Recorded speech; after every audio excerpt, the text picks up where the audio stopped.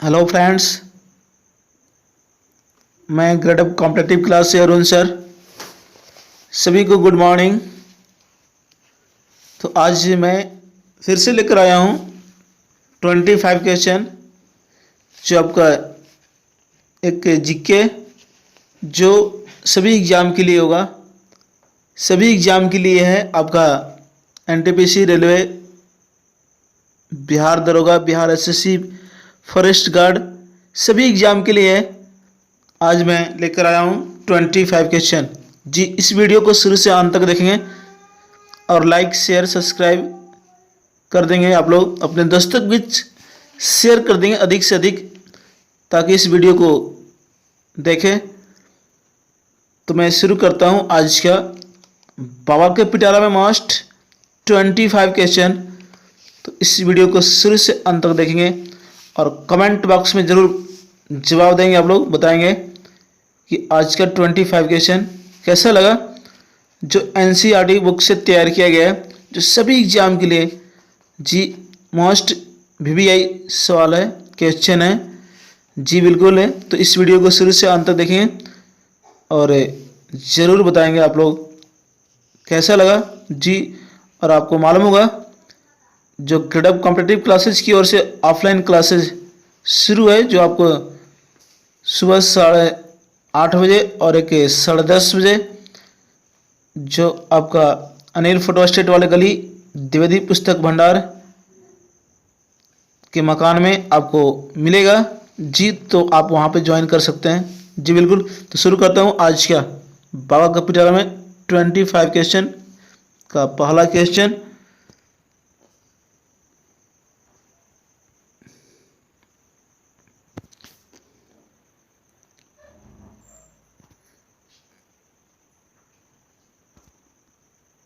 जी, आज का पहला सवाल क्या बोल रहा है कि जंतु, आज का पहला सवाल क्या बोल रहा है, जंतु तथा पादपों के मृत अवशेषों को सड़ने या गलने में क्या होता है जी। ये सवाल है, जंतु तथा पादपों के मृत अवशेषों को सड़ने या गलने में क्या होता है। ए में भौतिक परिवर्तन, बी में रासायनिक परिवर्तन, सी में किण्वन और डी में बी प्लस सी दोनों जी। ये आपका सवाल है, तो जल्दी से बता देंगे आप लोग ये कौन सा आंसर होगा।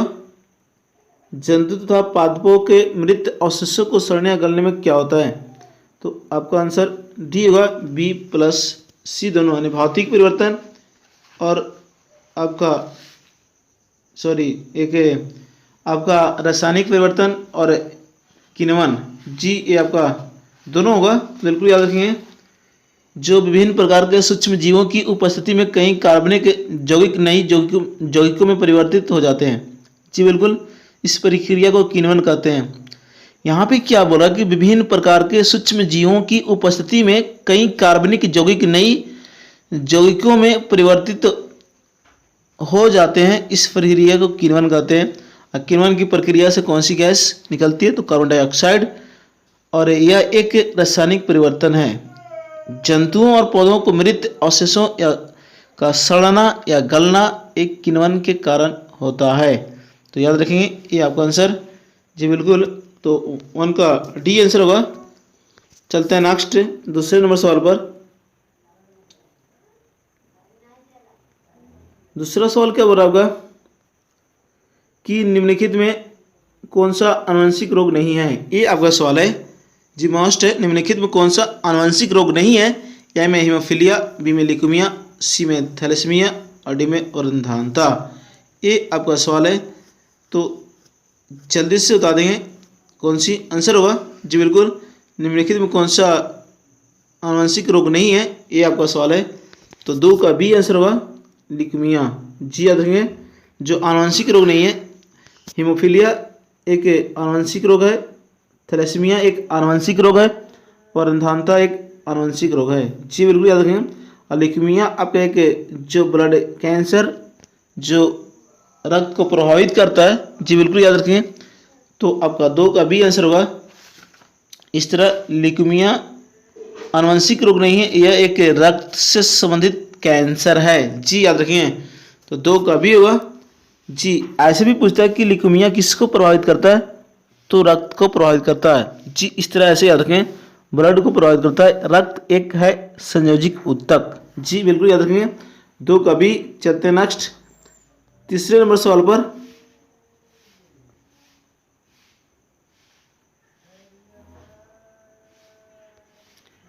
तीसरे नंबर सवाल क्या बोल रहा है कि किस अधिनियम द्वारा सांप्रदायिक आधार पर सिखों, भारतीय ईसाइयों, आंग्ल भारतीयों और यूरोपीय के लिए पृथक निर्वाचन के सिद्धांत को विस्तारित किया गया है। जी ये आपका सवाल है तीसरे नंबर का, मोस्ट है। जी बिल्कुल वीवीआई है। सभी क्वेश्चन मैं जो बनाता हूँ वो सभी वीवीआई क्वेश्चन रहता है, जो सभी एग्जाम के लिए आपका मोस्ट रहता है, और मैं उसी को क्वेश्चन को सेट करता हूँ जो आपको एग्जाम में सटीक लड़ जाए।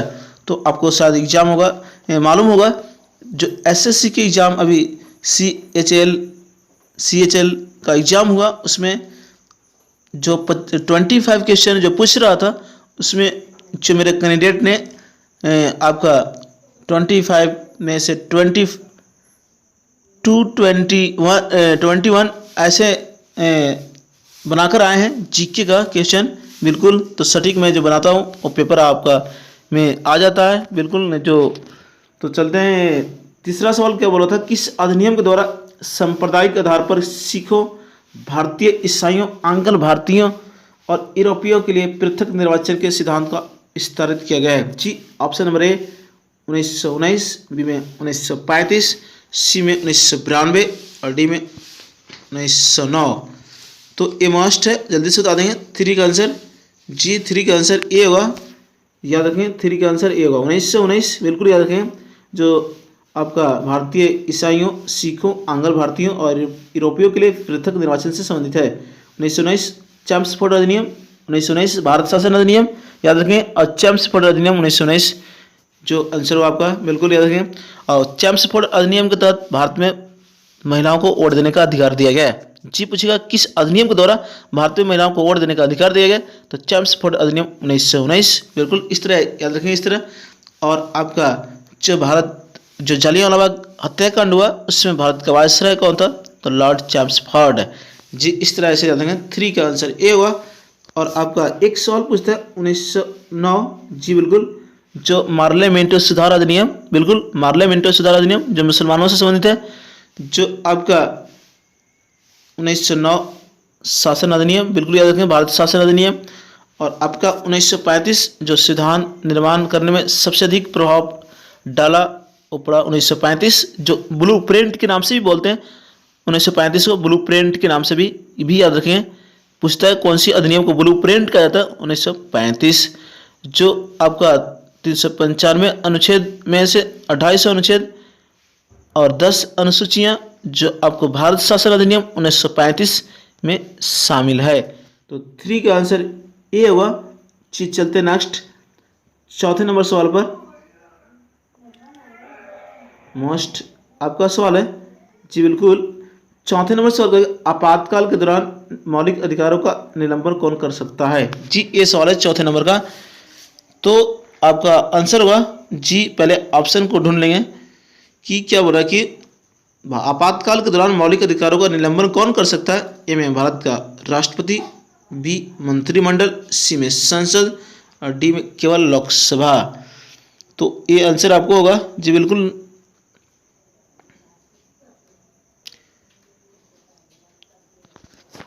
ये आपका 4 नंबर का आंसर होगा, भारत का राष्ट्रपति होगा। जी बिल्कुल याद रखें, जो आपका आपातकाल के दौरान मौलिक अधिकार का निलंबन कर सकता है। जी बिल्कुल, निलंबित कर सकता है, याद रखेंगे। जी जो राष्ट्रपति का अधिकार है।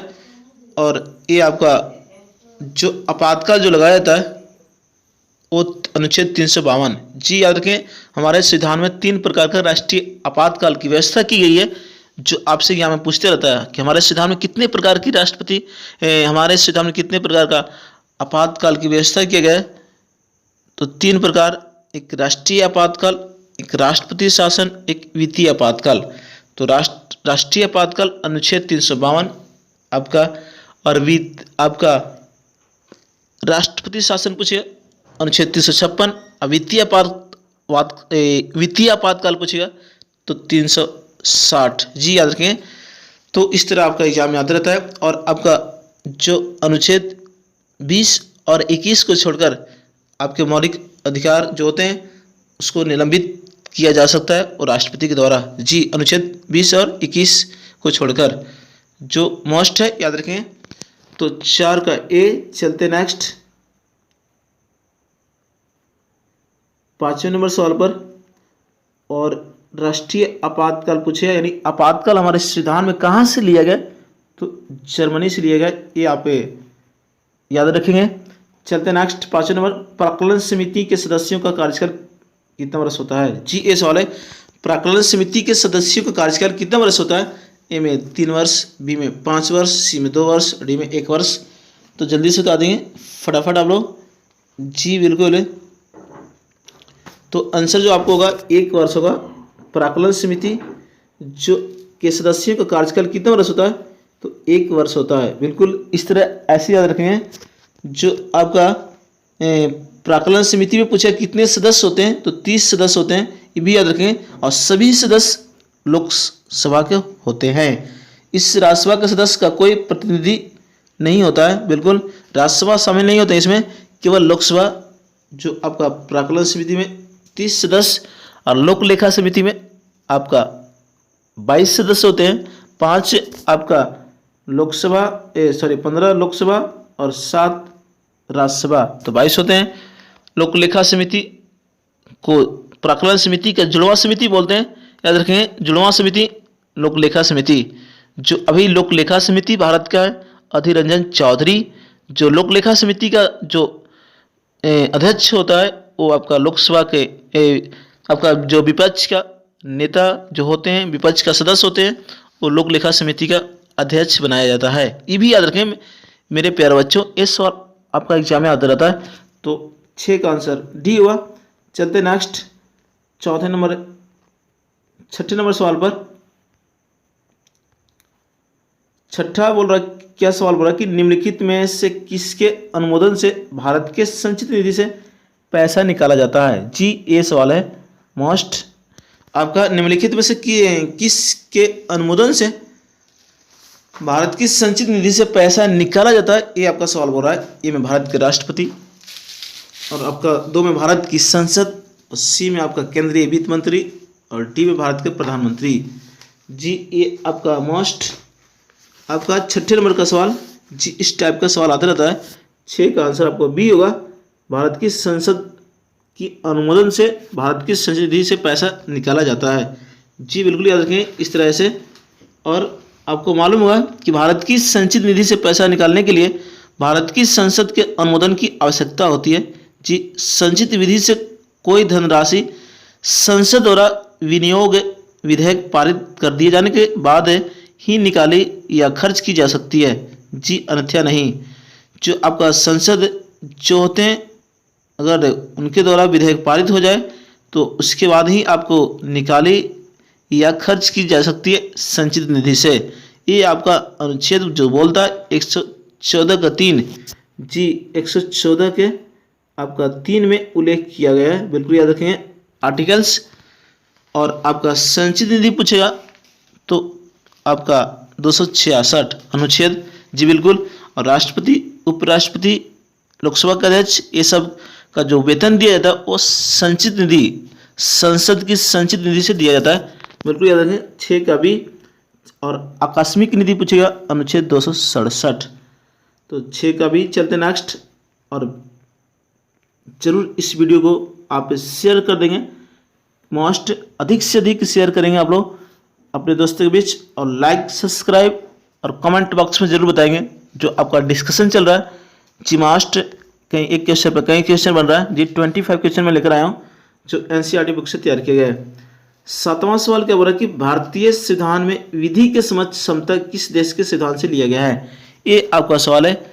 जी मास्ट आपका भारतीय संविधान की किस विधि के समक्ष क्षमता किस देश के संविधान से लिया गया है? ये आपका सवाल है। तो जल्दी से बता देंगे। ऑप्शन नंबर ए जर्मनी के संविधान से, ऑप्शन नंबर बी इंग्लैंड के संविधान से, ऑप्शन नंबर सी अमेरिका के संविधान से, और ऑप्शन नंबर डी जापान के संविधान से। तो ये आपका आंसर हुआ 7 का भी इंग्लैंड के सिद्धांत से। जी आप लोग को बताया गया क्लास में मौलिक अधिकार फंडामेंटल राइट्स जो बोला जाता है, फंडामेंटल राइट्स जो हमारे संविधान में ब्रिटेन से लिया अमेरिका से लिया गया है बिल्कुल, तो उसमें उल्लेख किया गया है आपका विधि के समझ क्षमता। जी ये कौन सा, तो आपका पाठ का भाग है, भाग 3 में आपका मौलिक अधिकार में। इस तरह याद रखेंगे जो इंग्लैंड के सिद्धांत से लिया गया, और आर्टिकल्स जो बोलता है आपको अनुच्छेद 14।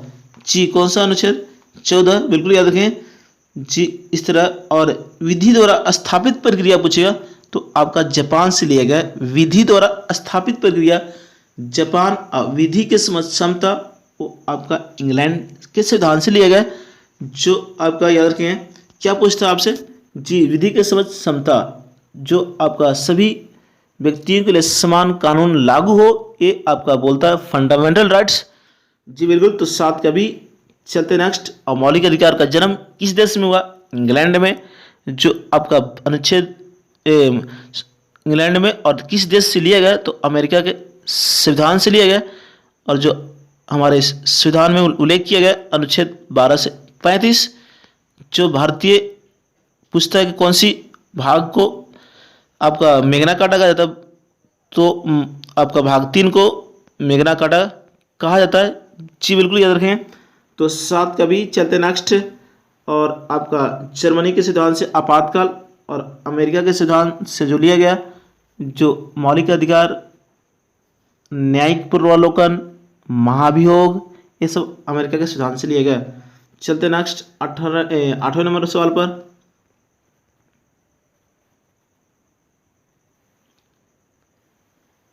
जी 8वां सवाल क्या बोल रहा है कि संविधान संशोधन प्रक्रिया संविधान के किस भाग में उल्लेख किया गया है, ये आपका सवाल है। तो भाग 18, ए में, बी में भाग 20, सी में भाग 12 और डी में भाग 16। भारत संविधान संशोधन प्रक्रिया संविधान के किस भाग में उल्लेख किया गया, ये आपका सवाल है। तो आपका आंसर होगा 8 का बी होगा, भाग 20 में संविधान संशोधन। जी और आपका आर्टिकल्स बोला अनुच्छेद आर्टिकल्स यानी अनुच्छेद बोला 368, और संविधान संशोधन जो हमारे लिया गया वो दक्षिण अफ्रीका से लिया गया है। जी बिल्कुल याद रखें, दक्षिण अफ्रीका से लिया गया हमारे संविधान में। और जो पूछेगा संविधान में संशोधन प्रथम बार कब हुआ, 1951। संविधान में संशोधन कौन कर सकता है, तो आपका संसद कर सकता है। जी याद रखें इस तरह। तो 8 का भी बिल्कुल। और चलते नेक्स्ट 9वें नंबर सवाल पर। और इस वीडियो को शुरू से अंत तक देखेंगे आप लोग, शेयर भी कर देंगे, सब्सक्राइब भी कर देंगे और लाइक भी कर देंगे, और जरूर बताएंगे कमेंट बॉक्स में कैसा लगा आज का क्वेश्चन। जी एनसीईआरटी बुक से तैयार किए गए सभी एग्जाम के लिए, एनटीपीसी, रेलवे, आपका आरपीएफ हो गया, बिहार एसएससी हो गया, आपका दिल्ली पुलिस हो गया, बिहार पुलिस होम गार्ड हो गया, फॉरेस्ट गार्ड, सभी एग्जाम के लिए बनाया गया। जी बिल्कुल। चलते हैं नेक्स्ट 9 नंबर सवाल। 1833 चार्टर अधिनियम के अंतर्गत प्रथम विधि आयोग का गठन किसके अध्यक्षता में किया गया। जी ए मास्ट 1833 का चार्टर अधिनियम के अंतर्गत प्रथम विधि आयोग का गठन किसकी अध्यक्षता में किया गया। ए में लॉर्ड मिंटो, बी में सत्येंद्र प्रसाद सिन्हा, सी में लॉर्ड विलियम बेंटिंग और डी में आपका लॉर्ड मैकाले। जी बता देंगे फटाफट आप लोग। 9 का आंसर हुआ लॉर्ड मैकाले। बिल्कुल, प्रथम विधि आयोग का गठन किया गया वो आपका लॉर्ड मैकाले की अनुशंसा पर। जी 1833 चार्टर अधिनियम जो भारतीय कानूनों का वर्गीकरण किया गया है और इस कार्य के लिए विधि आयोग का गठन किया गया है। जी लॉर्ड मैकाले की अध्यक्षता में प्रथम विधि आयोग का गठन किया गया भी याद रखें। और सत्येंद्र प्रसाद सिन्हा गवर्नर जनरल की कार्यकारिणी में नियुक्त होने वाले प्रथम विधि सदस्य थे। जी याद रखें। आपसे क्या सवाल पूछेगा कि कौन सा जो आपको गवर्नर जनरल की कार्यकारिणी में नियुक्ति होने वाले प्रथम विधि सदस्य था, तो सत्येंद्र प्रसाद सिन्हा। जी बिल्कुल, जो आपका आंसर हुआ 9 का डी। और लॉर्ड मैकाले की अनुशंसा पर जो शिक्षा का माध्यम भी बनाया गया था, जी जो आपका 1835 याद रखें। तो 9 का। तो नेक्स्ट चलेंगे हम लोग नेक्स्ट क्या बोल रहा है 10वें नंबर सवाल, किस संविधान की प्रस्तावना, जी क्या बोल रहा है यहाँ पे कि आपका संविधान की प्रस्तावना दीर्घकालीन सपनों का विचार है, ये किसका कथन है, ये आपका सवाल है। तो ए में के एम मुंशी, बी में डॉक्टर भीमराव अम्बेडकर, सी में जवाहरलाल नेहरू और डी में अलादी कृष्ण स्वामी अय्यर। जी 10वें सवाल क्या बोला कि संविधान की प्रस्तावना दीर्घकालीन सपनों का विचार है, निम्नलिखित में ये किसका कथन है, ये आपका सवाल है। तो ए में के एम मुंशी, बी में डॉक्टर भीमराव अम्बेडकर, सी में जवाहरलाल नेहरू और डी में अलादी कृष्ण स्वामी अय्यर। जी तो आंसर होगा 10 नंबर का, तो आपका अलादी कृष्ण स्वामी अय्यर जो कहा था संविधान की प्रस्तावना दीर्घकालीन सपनों का विचार है, ये इनका कथन था। जी बिल्कुल याद रखिए। और आपसे क्या पूछेगा, जी आपसे क्या पूछेगा कि संविधान यानी प्रस्तावना हमारे संविधान में कहाँ से लिया गया, तो अमेरिका के संविधान से लिया गया प्रस्तावना। और प्रस्तावना की भाषा एक पूछता है तो ऑस्ट्रेलिया के संविधान से लिया गया है। जी एक के एम मुंशी ने क्या कहा कि जो प्रस्तावना को, संविधान की प्रस्तावना को जन्म कुंडली किसने कहा, तो आपका के एम मुंशी। और एक पूछता है सवाल कि संविधान के प्रस्तावना को किसने कहा परिचय पत्र, तो आपका एक पालकी वाला के पालकी वाला ने कहा था कि संविधान की प्रस्तावना को एक परिचय पत्र कहा था। जी याद रखें, इस तरह याद रखें। तो आपका 10 का डी होगा। तो चलते हैं नेक्स्ट। और प्रस्तावना जो हमारे उद्देश्य का जो पंडित जवाहरलाल नेहरू द्वारा प्रस्तुत किया गया था, याद रखें 1946, जो आपका 13 दिसंबर 1946 को, जी बिल्कुल याद रखें, पंडित जवाहरलाल नेहरू के द्वारा। और प्रस्तावना में जो शुरू होता है हम भारत के लोग से, जी बिल्कुल। प्रस्तावना को संविधान का कुंजी कहा गया, ये भी याद रखें, जो हमेशा एग्जाम में आता रहता है, बिल्कुल। और 42वें संविधान संशोधन 1976 के द्वारा, जी बिल्कुल। तो चलते हैं 10 का आपका एक सवाल पूछता है, यहाँ पे ध्यान देंगे 42वें संविधान संशोधन 1976 के तहत जो आपका समाजवादी धर्मनिरपेक्ष अखंडता शब्द जोड़ा गया। जी ये सवाल आपके एग्जाम में रहता है, आते रहता है 42वें संविधान संशोधन 1976। तो चलते नेक्स्ट 10 का डी आंसर होगा 11वें नंबर सवाल पर।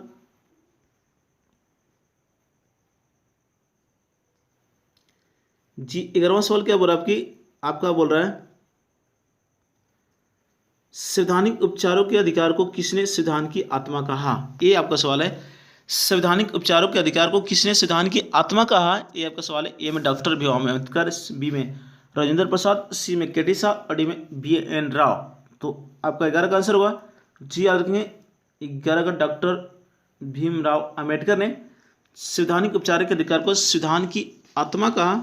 जी बिल्कुल याद रखेंगे, जो अनुच्छेद 32 में वर्णन किया गया है संवैधानिक उपचारों का अधिकार, जो अनुच्छेद कितना बोल रहा है, आर्टिकल्स कितना बोल रहा है, तो अनुच्छेद आपका 32, अनुच्छेद 32 में उल्लेख किया गया है, याद रखेंगे, जो मस्ट है।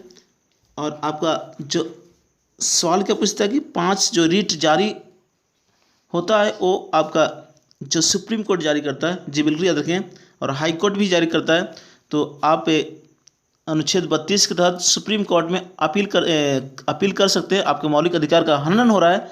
और हाई कोर्ट में आप अनुच्छेद 226 के तहत अपील कर सकते हैं। जी याद रखें, इस तरह जो आपका मोस्ट है, जो 5 रीट कितने होते हैं, 5 होते हैं, ये भी एग्जाम में आते रहता है, याद रखिए। तो आपका सवाल पूछे कि आपका मौलिक अधिकार का हनन हो रहा है तो सुप्रीम कोर्ट में जा सकते हैं, उसमें अपील कर सकते हैं, अनुच्छेद कितने के तहत, तो अनुच्छेद 32, जो डॉक्टर भीमराव अम्बेडकर ने संवैधानिक उपचारों के अधिकार को संविधान की आत्मा कहा। तो 11 का ए। चलते नेक्स्ट, जो डॉक्टर भीमराव अम्बेडकर आपका प्रथम कानून मंत्री बनाया गया था इनको, जी बिल्कुल। 12वां सवाल कि कितनी बार बिहार में स्वतंत्रता के उपरांत राष्ट्रपति शासन लगाया गया है, कितनी बार बिहार में स्वतंत्रता के उपरांत राष्ट्रपति शासन लगाया गया है, ए में 7, बी में 8, सी में 5 और डी में 6। तो जल्दी से आंसर इसका होगा आपका 12 का 8 बार। जी बिल्कुल याद रखें, आपका 8 बार जो बिहार में कुल 8 बार राष्ट्रपति शासन लगाया गया है, जो पहली बार 1968 में और अंतिम बार 2005 में। जी आपसे एग्जाम में पूछे जो आपका बिहार दरोगा, बिहार एसएससी या बिहार आपका मेंस दरोगा का मेंस बाकी है, उसमें याद रखें पहली बार बिहार में जो राष्ट्रपति शासन लगा 1968 और अंतिम बार कब पूछेगा तो 2005। तो कुल कितनी बार 8 बार। तो मस्ट है 12 नंबर का आंसर जी क्वेश्चन दोबारा कभी। और मेरे प्यारे बच्चों इस वीडियो को ज़रूर लाइक करेंगे, शेयर कर देंगे अधिक से अधिक, अपने जो हमारे यूट्यूब चैनल जो नए जो होंगे वो सब्सक्राइब भी कर देंगे और शेयर भी कर देंगे। और ज़रूर बताएंगे कमेंट बॉक्स में आज का सवाल जो मस्ट भी है जो एनसीईआरटी बुक से तैयार किया गया है। जी 13वां सवाल, भारत पे हुनों का प्रथम हमला किस शासक के समय हुआ। जी ये सवाल है 13 का, भारत पर हुनों का प्रथम हमला किस शासक के समय हुआ। ए में स्कंदगुप्त, बी में नरसिंह गुप्त, और सी में समुद्रगुप्त, और डी में कुमारगुप्त प्रथम। जी 13 नंबर का आंसर दे देंगे आप लोग जल्दी से फटाफट। आप लोग 13 का आंसर जो होगा आपका ए होगा, स्कंदगुप्त होगा, बिल्कुल याद रखें। जो भारत पर हुनों का प्रथम हमला किस शासक के समय हुआ तो स्कंदगुप्त के समय हुआ। जी याद रखेंगे हुनों का भारत पर प्रथम हमला स्कंदगुप्त के शासन काल में हुआ एवं इन्होंने भारत की रक्षा हुनों से की थी। जी एवं उन्होंने जो आपका भारत की रक्षा हुनों से की थी। तो आपका 13 का ये हुआ। चलते नेक्स्ट, कुमारगुप्त प्रथम जो आपका नालंदा विश्वविद्यालय की स्थापना किया, बिल्कुल। और समुद्रगुप्त को भारत का नेपोलियन कहा जाता है, समुद्रगुप्त को। जी 13 का सी। चलते नेक्स्ट 14 नंबर सवाल पर।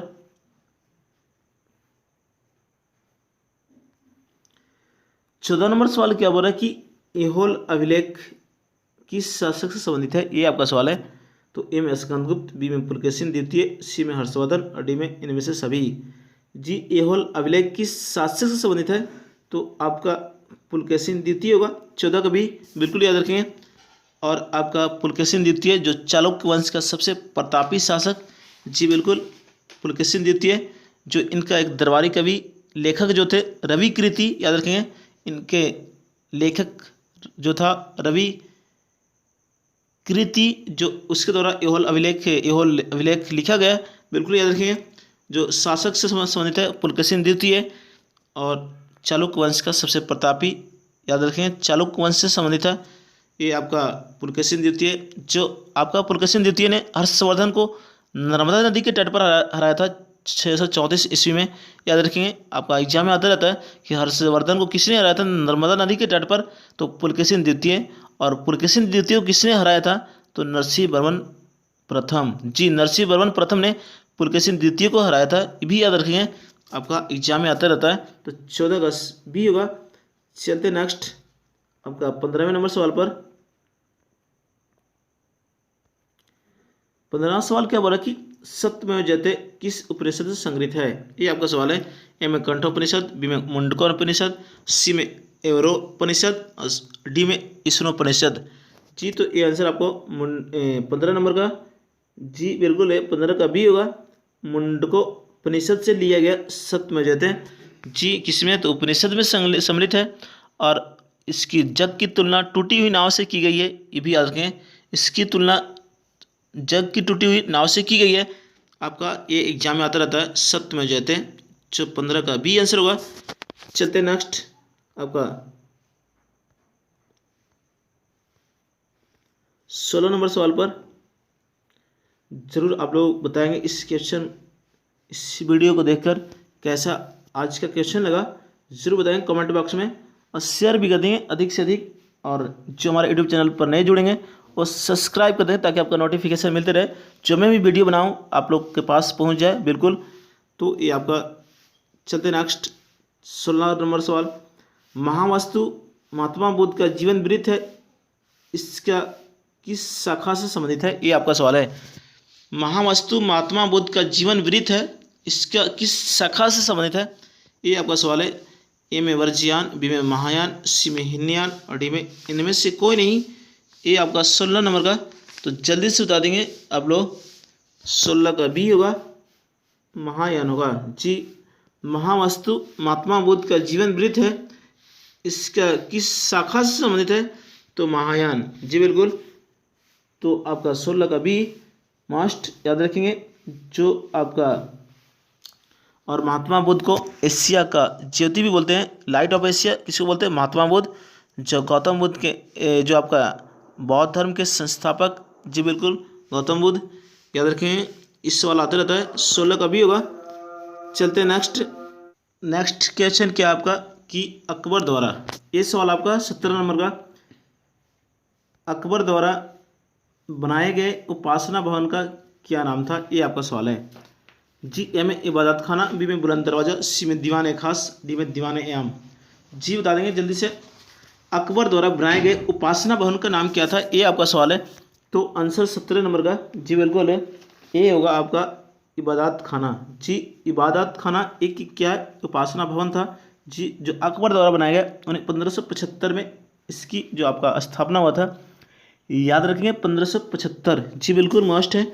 जो आपका अकबर द्वारा इबादत खाना अकबर द्वारा बनाए गए उपासना स्थल के रूप में जाना जाता है। जी ये आपका सवाल है 17 का ए। अभी क्या पूछिएगा आपसे कि याद रखें बुलंद दरवाजा, जो आपका गुजरात विजय के उपलक्ष्य में बुलंद दरवाजा का निर्माण करवाया गया, जो आपका फतेहपुर सीकरी में, जो आपका आगरा में, याद रखें। इस तरह ऐसे पूछता है एग्जाम में कि बुलंद दरवाजा कहाँ है? तो फतेहपुर सीकरी किस स्थान पर? तो आगरा में, जो उत्तर प्रदेश में, याद रखेंगे इस तरह। और अकबर जी जो आपका दास प्रथा का अंत किया था, जी बिल्कुल, आपका जजिया कर को समाप्त किया था 1564 में। जजिया कर को समाप्त किया आपका अकबर 1564, याद रखें। इस तरह एग्जाम में आता रहता है। तो बिल्कुल 17 का ए। चलते नेक्स्ट 18 नंबर सवाल पर। जी अकबर का जन्म 1542 में, 15 अक्टूबर 1542 में हुआ था, जो अमरकोट में। ये भी याद रखिए, हमेशा एग्जाम में आता रहता है। और क्या पूछता है अकबर के बारे में कि कौन सा मुगल शासक अनपढ़ था? अकबर। कौन सी मुगल शासक जो नगाड़ा बजाता था? तो अकबर। इस तरह ऐसे याद रखिए। तो 18वां सवाल क्या बोल रहा है कि सुप्रसिद्ध व संगीतकार तानसेन और बैजू बावरा किसके शासनकाल में सुविख्यात थे? जी यानी कहने का मतलब कि तानसेन और बैजू बावरा किसके समकालीन थे? ये आपका सवाल है। जी तो 18 का ए में ऑप्शन अकबर, बी में जहांगीर, सी में बाबर और डी में हुमायूं। तो ये आपका आंसर देना है जल्दी से। तो आपका आंसर होगा बिल्कुल, याद रखिए, जो आपका 18 का आंसर होगा अकबर। जी 18 का अकबर आंसर हुआ। जो तानसेन और बैजू बावरा जो किसके शासनकाल में सुविख्यात हैं? तो अकबर। और अकबर का आपका जो था संगीतकार तानसेन, अकबर का सेनापति मानसी। इस तरह याद रखें। और तानसेन सम्मान जो दिया जाता है किस राज्य सरकार द्वारा? तो मध्य प्रदेश राज्य सरकार द्वारा। और तानसेन का मकबरा कहाँ है? ग्वालियर में। ये भी एग्जाम में आता रहता है, मस्ट है, तो याद रखेंगे। तो आपका एक ही पूछता है तुलसीदास किसके समकालीन थे? तो अकबर के समकालीन। ये भी याद रखें, जी बिल्कुल आते रहता है। तो आप एक भी और पूछता है अकबर का संरक्षक कौन था? तो बैरम खां। जो पहला आपको यानी द्वितीय जो पानीपत का जो हुआ था 1556, जी, और अकबर और हेमू के बीच, तो उसमें आपका संरक्षक कौन था अकबर का? तो बैरम खां। जी याद रखें इस तरह 18 का ए। चलते नेक्स्ट 19वें नंबर सवाल पर। 19वां सवाल क्या बोला कि यदि ब्याज का भुगतान राजकोषीय घाटे से घटाया जाता है तो शेष राशि के बराबर है। ये आपका सवाल है। यदि ब्याज का भुगतान राजकोषीय घाटे से घटाया जाता है तो शेष राशि के बराबर है। ए में प्राथमिक घाटा, बी में प्रभावी राजस्व घाटा, और सी में मौद्रिक घाटा और डी में राजस्व घाटा। 19 का आंसर बता देंगे जल्दी से। आपका 19 का जो आंसर होगा ये होगा प्राथमिक घाटा। जी 19 का ये प्राथमिक घाटा। यदि ब्याज का भुगतान राजकोषीय घाटे से घटाया जाता है तो शेष राशि किसके बराबर है? तो प्राथमिक घाटा के बराबर है। तो चलते हैं नेक्स्ट 20वें नंबर सवाल पर। 20वां सवाल क्या बोल रहा है कि निम्नलिखित में किन दो संस्थानों को ब्रेटन वुड्स जुड़वां के नाम से जाना जाता है? ये आपका सवाल है। जी निम्नलिखित में किन दो संस्थानों को ब्रेटन वुड्स जुड़वां के नाम से जाना जाता है? ए में IMF और WTO, बी में विश्व व्यापार संगठन और विश्व बैंक, और सी में IMF और विश्व बैंक, और डी में WTO और आपका गैट। ये आपका डी में ऑप्शन है। तो आंसर बता देंगे, इसका आंसर जो होगा आपका IMF और विश्व बैंक। जी बिल्कुल याद रखें, जो आपका दो संस्थानों को ब्रिटेन वुड्स से जुड़वा के नाम से जाना जाता है, ब्रिटेन वुड्स से जुड़वा का संतान के नाम से जाना जाता है, जो आपका अंतर्राष्ट्रीय मुद्रा कोष और विश्व बैंक। जी ये मस्ट है, याद रखेंगे, हमेशा आपके एग्जाम में आता रहता है। और IMF और विश्व बैंक की स्थापना 1945 में जो एक ब्रिटेन वुड्स सम्मेलन के आधार पर की गई थी, जो 1944 में आयोजित किया गया था।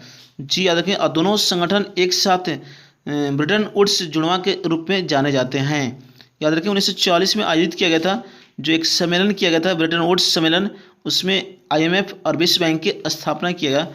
जी बिल्कुल 1945। और आपका क्या पूछता है जी कि किस दो संस्थानों को ब्रिटेन वुड्स से जुड़वा का आपका संतान कहा जाता है, तो अंतर्राष्ट्रीय मुद्रा कोष और विश्व बैंक को।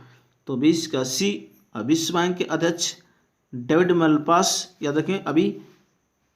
तो नेक्स्ट चलते हैं 21वें नंबर सवाल पर, और इस वीडियो को जरूर आप लोग लाइक करेंगे, शेयर भी कर देंगे अधिक से अधिक। जी बिल्कुल, जो मोस्ट क्वेश्चन बनाया गया है सभी एग्जाम के लिए बनाया गया है, NTPC, railway, group D, SSC, Bihar दरोगा, बिहार होमगार्ड, सभी एग्जाम के लिए बनाया गया है, दिल्ली पुलिस। चलते हैं नेक्स्ट 21वें नंबर, किस वर्ष भारतीय रिजर्व बैंक का राष्ट्रीयकरण किया गया था? ये आपका सवाल है।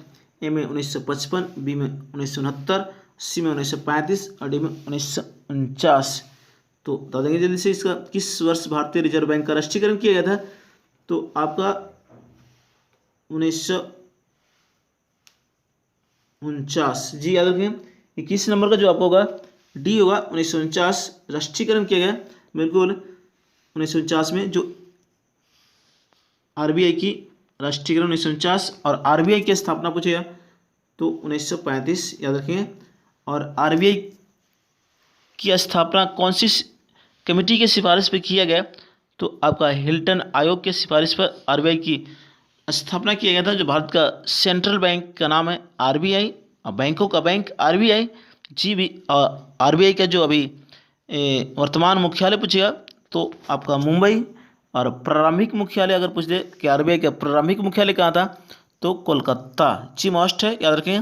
और आपसे क्या पूछेगा जी, जो आपका RBI की स्थापना किया गया, जी बिल्कुल, तो कौन सी अधिनियम के तहत? तो भारत शासन अधिनियम 1935 के तहत RBI की स्थापना की गई थी। जो आपको RBI का प्रथम जो गवर्नर बनाया गया था, RBI बैंक का प्रथम, तो आपका ओस्मान स्मिथ, RBI का प्रथम भारतीय गवर्नर। तो आपका RBI का प्रथम आपसे पूछ दें जी, RBI का प्रथम है गवर्नर तो CD देशमुख, याद रखें। भारतीय पूछेगा तो इस तरह याद रखें। तो 21 का सी, और शक्तिकांत दास अभी RBI का गवर्नर है, 25 नंबर का है, ये भी याद रखेंगे। तो 21 का सी। चलते नेक्स्ट, सॉरी 21 का आपका डी होगा, बिल्कुल 21 का डी। सॉरी, आपका किस वर्ष भारतीय रिजर्व बैंक का राष्ट्रीयकरण किया गया था? तो 21 का डी 1949। और एक पूछता सवाल, बैंकों का राष्ट्रीयकरण कब हुआ? 14 बैंकों का राष्ट्रीयकरण तो 1969 इंदिरा गांधी के समय, ये भी याद रखेंगे, हमेशा यह में आता रहता है। 22वां सवाल क्या बोला आपका, निम्न में कौन सा सम्मिलित नहीं है? ये सवाल है। जो स्पेन राष्ट्रीय खेल जो आपका बुल फाइटिंग, बी में अमेरिका बेसबॉल, सी में कनाडा आइस हॉकी, और डी में भूटान फुटबॉल। ये आपका सवाल है। तो 21 का डी आपका आंसर होगा, या सॉरी 22 का आंसर आपका डी होगा, याद रखें। भूटान का राष्ट्रीय खेल तीरंदाजी है, याद रखेंगे। और आपका कनाडा का राष्ट्रीय खेल आइस हॉकी, ये भी सही है। अमेरिका का राष्ट्रीय खेल बेसबॉल, ये भी सही है। और स्पेन का जो राष्ट्रीय खेल बुल फाइटिंग, ये भी सही है। तो भूटान का राष्ट्रीय खेल पूछेगा तो तीरंदाजी। तो 22 का डी। चलते नेक्स्ट 23वें नंबर सवाल पर। 23वां सवाल क्या बोला कि राष्ट्रीय आय में कृषि का योगदान है। ए में बढ़ने के बाद गिरावट आई, बी में हटने के बाद बढ़ा, और सी में गिर रहा है, और डी में बढ़ता जा रहा है। जी ये सवाल है राष्ट्रीय आय में कृषि का योगदान। जी मास्ट 23 नंबर का। तो ये आंसर आपका होगा 23 का सी गिर रहा है। जी बिल्कुल, राष्ट्रीय आय में कृषि का योगदान। तो 23 का सी। चलते नेक्स्ट 24वें नंबर सवाल पर।